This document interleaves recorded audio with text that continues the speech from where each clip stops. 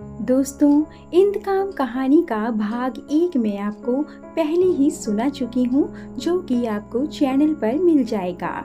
तो चलिए कहानी के भाग 2 की शुरुआत करते हैं, पर इसके पहले कृपया वीडियो को लाइक, शेयर और चैनल को सब्सक्राइब करना ना भूलें। दोस्तों, अब तक आपने पढ़ा। इसके आगे की कहानी मैं समझ गया विक्रम जी, आपने उसे आगे पढ़ाने का अपना वादा पूरा करने की ठानी और अपना दिन रात एक कर दिया। छवि जी को भी मन मारकर इसी में संतोष करना पड़ा। उसके पास इससे बेहतर कोई विकल्प भी नहीं था। अब आगे। सुबह उठते ही विक्रम ने चाय बनाई और अखबार लेकर छवि के कमरे में दाखिल हो गया। तुम्हारे लिए चाय और अखबार दोनों जरूरी हैं। चाय फुर्ती के लिए और अखबार चुस्ती के लिए। अखबार में देश विदेश की खबरें तुम्हें चुस्त रखेंगी, आगे बढ़ने के नए नए रास्ते सुझाएंगी। छवि ने अखबार पर नजर डाली और एक पन्ने पर छवि खबर देखकर ठिठक गई। विक्रम, दिल्ली में नीट, मेरा मतलब है मेडिकल की पढ़ाई वालों का एक नया केंद्र खुला है। वहाँ पर समय समय पर नोट्स बनाकर दिए जाएंगे, जो मुझ जैसी प्रतियोगी परीक्षा वालों के लिए बहुत काम के होंगे। मगर छवि बोलते बोलते रुक गई। हाँ, तो दिक्कत क्या है?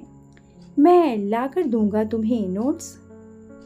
रहने दो विक्रम, बहुत खर्च है इसमें।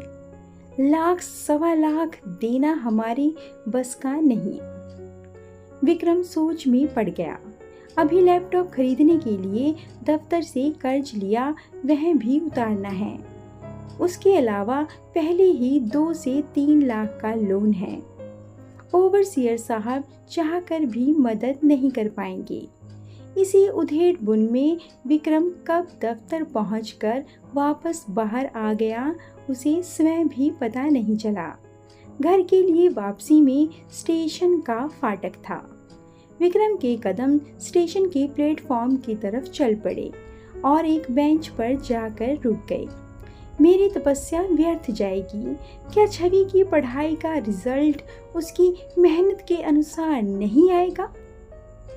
क्या छवि एक सफल और कामयाब डॉक्टर नहीं बन पाएगी?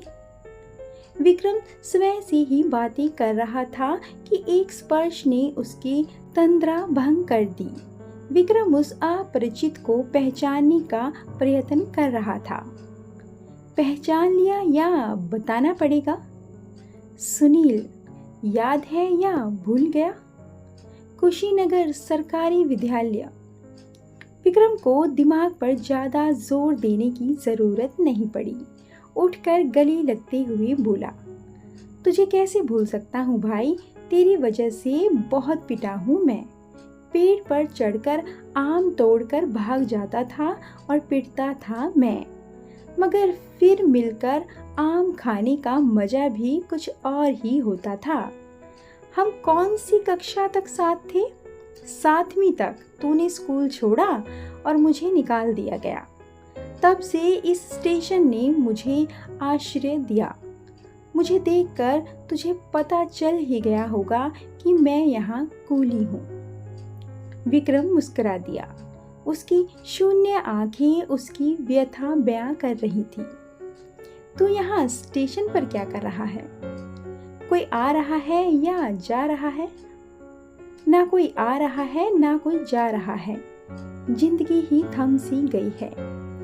थोड़ी देर रुक, मैं इस ट्रेन से उतरे यात्रियों को टटोलता हूँ। कोई ग्राहक आया तो ठीक, वरना फौरन आता हूँ। थोड़ी ही देर में सुनील विक्रम के पास था। आजकल हर सूटकेस में पहिए लगे होते हैं भाई। हजारों का टिकट खरीद कर आने वाले स्टेशन पर कुली को पैसे देने में 1000 बार सोचते हैं। पता नहीं इन चलते फिरते सूटकेसों का आविष्कार हम जैसों की मजदूरी पर लात मारने के लिए किसने किया था। खैर, तू बता, क्या हुआ तेरी जिंदगी में? कुशीनगर कब और कैसे छोड़कर यहाँ बसा? शादी वादी हुई या मेरी तरह कुआरा है? एक ही तो काम किया है मैंने मेरे भाई, शादी की है, या यूँ कहूँ कि बुआ ने मेरा घर बसाने के लिए मुझे मंडप में बैठा दिया, और उधर तेरी भाभी का भी पुस्तकों से रिश्ता तोड़कर मुझसे करवा दिया। विक्रम ने अपने जीवन के हर सफ़े को पढ़कर सुना दिया। कितना बड़ा काम किया है तूने विक्रम। भाभी की पढ़ाई की लो को जलाए रखने के लिए, उन्हें डॉक्टर बनाने के लिए समय को भट्टे में झोंक दिया। इसमें मेरा ही स्वार्थ है।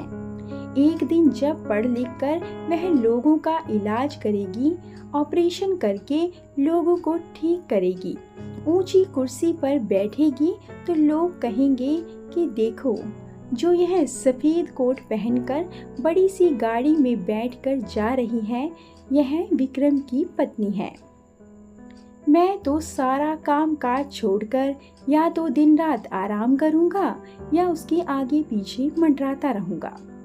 लोग कहेंगे कितना खुशहाल है विक्रम।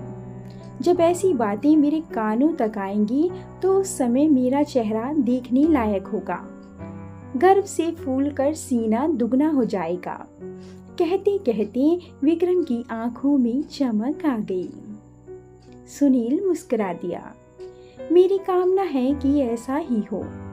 फिलहाल तुम्हें और पैसे कमाने हैं तो मेरे पास तो उसके लिए एक ही उपाय है।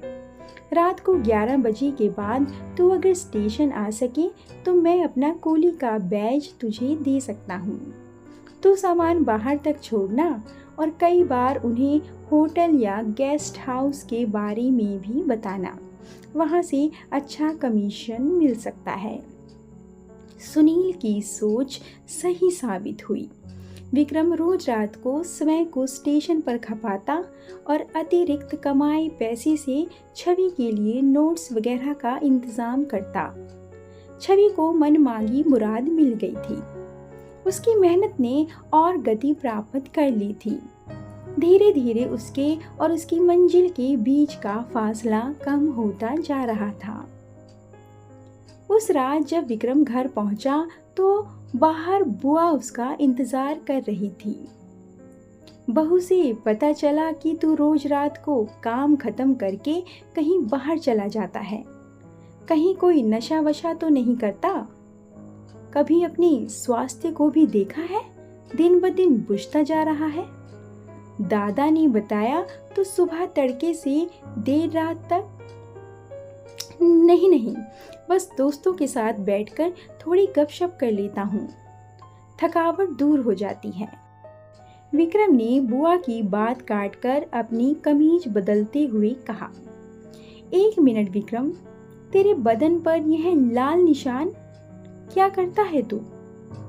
कुछ नहीं बुआ, किसी कीड़े मकोड़े ने काट लिया होगा, ठीक हो जाएगा।